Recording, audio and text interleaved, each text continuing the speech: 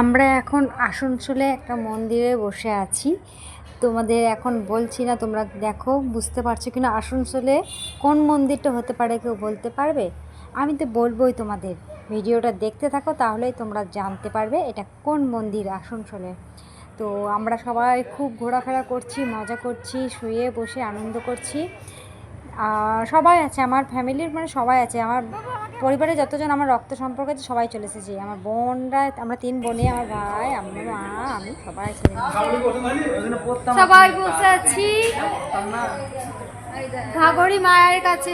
এই দেখো, hello guys, subscribe and comment Subscribe, like comment, follow and comment, বেশি বেশি করে, একটু বেশি বেশি করে, কেন একটু মানে কেন একটু বেশি আমরা সাপোর্ট বেশি পাই ওটার জন্য।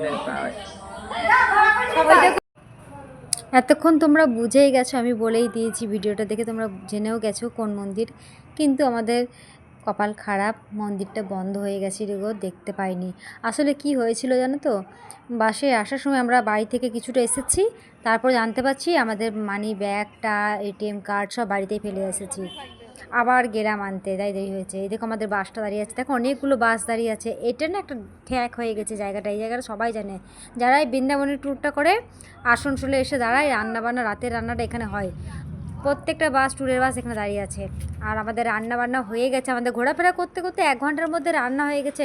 নিরামিষ রান্না, ডাল আর আলু পোস্ত, খুব সুন্দর রান্না হয়েছে। রান্না প্রত্যেক দিন রাতে তবে ওই একই তরকারি বেশিরভাগ হয়েছে, ডাল আলু পোস্ত, নিরামিষ খাবার খেয়েছি। আর মাঝে মাঝে মাছের ঝোল আর ডিমের ঝোলটা হয়েছে। বৃন্দাবন যাওয়ার আগে একবার হয়েছে, আর বৃন্দাবন থেকে আসার একবার পরে হয়েছে।